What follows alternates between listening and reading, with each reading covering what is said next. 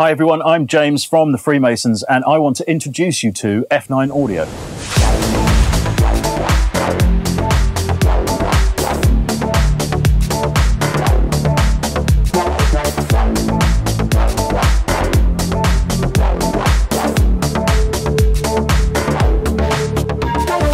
Why F9? The F9 has been the Freemasons logo for the last couple of years and I wanted to create a sample label. It made perfect sense to use the F9. I didn't want to use the Freemasons because every time we put Freemasons anywhere near the internet, we always get a whole series of people threatening to kill our firstborn. So F9 Audio is born. Yeah, I hope so. I want to kind of try and muscle in right at the top of the food chain of samples. And I want to make sure that everything I develop here at F9 is of the highest quality possible. Well, first and foremost, I'm a jobbing producer day to day. So I know when you're actually working on a track or a production exactly what you need, which allows me to develop stuff that isn't just a series of loops created in isolation. These will be parts that are designed actually to work together and to come together when you fit them into your productions, that they will actually work. Also, the session circuit in recording studios has kind of died over the last few years. And with F9, I really want to try and bring some brilliant players into this room and capture them doing exactly what they love, and then bring that to the fingertips of every modern producer.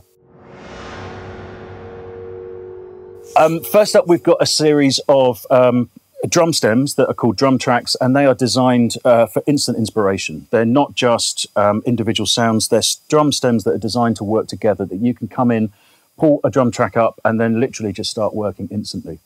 I've got a huge selection of patches we're going to start with Massive actually, but it's taken probably about 6 to 8 months to hand tune them. And these sounds you can literally just put straight up. We've managed to develop some analog style behavior into Massive. And as I say, I've worked hard to make sure that every single one of them instantly kicks the moment that it comes in. We've got a massive modular effects pack using an awful lot of the analog synths that I've got in this room. A whole series of timed up risers, but when it comes to actual explosions and further sections, we've done them in a modular form. So for example, we've got a whole series of sub-hits, parts for the middle band, and then a selection of what I call complex crashes, which much more interesting than just a standard cymbal crash or the bog standard white noise explosion. Now, that's before we even get to the music. So the music that's coming, I've got Future House Stems, which is my take on everything that's coming in house and some of the stuff that's been. But these aren't just individual loops or bass lines. These are parts that are designed to work together. And when you fit them back together, you'll be amazed at what you can actually hear and what you can actually do with them. Brings me to the bit I'm really excited about. It's working with other musicians. And I'm really lucky at the moment to be working with Guy Pratt, he's probably one of the best bass players alive today. He was one of the only people ever to be hired by Bernard Edwards to play bass. And let's face it, Bernard Edwards was shaking you a little bit about bass playing. He grew up on that late 70s, early 80s era of bass playing and just loves coming in and being able to actually put some of that stuff back down again. You'll hear an awful lot of the fruits of our labours over the coming months, hopefully, but it's pretty special. I was really lucky when Russell and I were doing incredibly well with all sorts of Freemasons releases. I managed to kind of build up quite a collection of vintage analog equipment here. And it was just at the time before it started to get ridiculously expensive. So, for example, I'm lucky enough here to have an original 808. There's a Jupiter 8 over in the corner as well. We've got a whole selection of things. I've got an original Mini Moog. But what I'm also really excited about is the ability to be able to put it through some of the world's finest preamps. Because as I've discovered over my career, you can have a great piece of equipment, but you can still make it sound absolutely pony if you put it into a bad sound card. And this is what will set what we're doing here apart. It's the ability to preamp all of this stuff through some of this fantastic hardware and get the sound that everyone's kind of always been looking for. I basically want to help people have hits, pure and simple, whether that be club chart hits or major chart hits. I've had a fantastic career and a fantastic life because of the records that I've made over the years. And if I can impart as much knowledge as possible into the next generation and hopefully allow them access to some of the processes that I've learned by working with a whole series of great engineers and producers and artists, I would just be so happy to see other people carry on and do well. I also find now that there is an awful lot of pressure on young producers, that they are told constantly by their peers that they have to do absolutely everything. They have to do all the drums. They have to learn every single synth possible. They have to learn every single part of studio procedure. And to be honest, that can almost be too much to bear for one person. And I honestly believe that the way forward for music is within collaboration.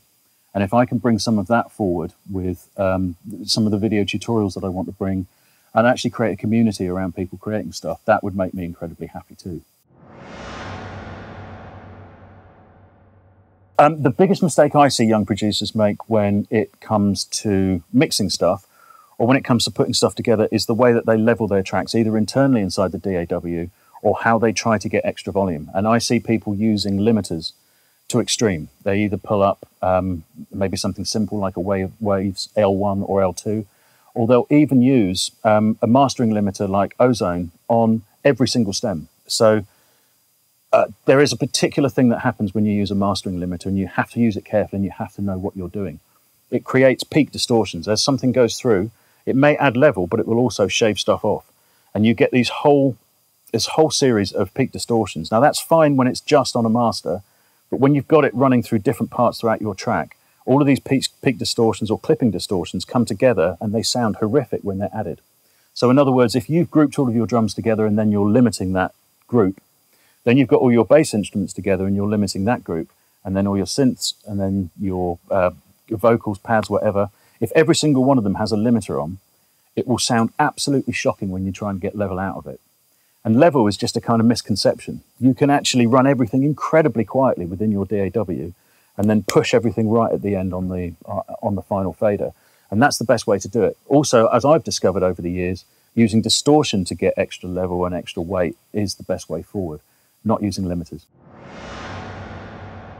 That's an interesting question. I think we got caught out when house music, a good few years ago, suddenly changed into the beginnings of EDM and electro happened.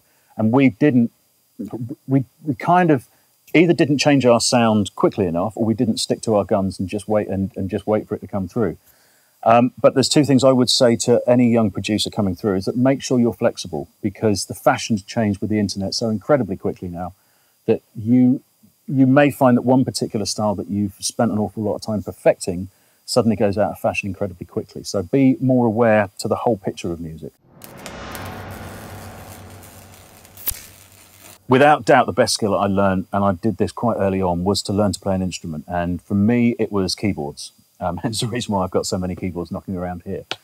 But it just means that I can turn up at any session or do anything in here. And if I need to change key, if I need to, if someone says, can we do this, can we try this stylistically, then I've got the knowledge and the chops to be able to hammer the basics of it out. I'm not trained, I'm not classically trained, and I know some fantastic keyboard players that will wipe the floor with me.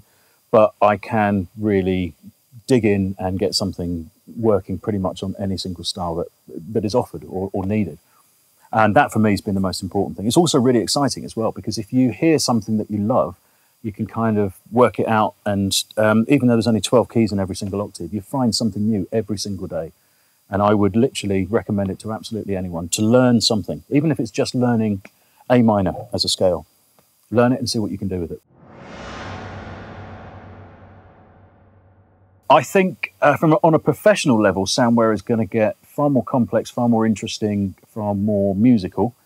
On a domestic level, on a kind of general public level, I think we're going to see mobile devices come in, and the applications on those mobile devices allow anyone the opportunity to start to make music.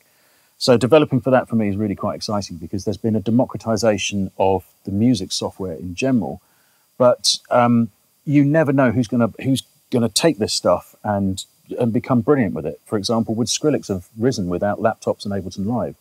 He took that's his instrument, and he became virtuoso on that. And I think that's where it's going to get really exciting.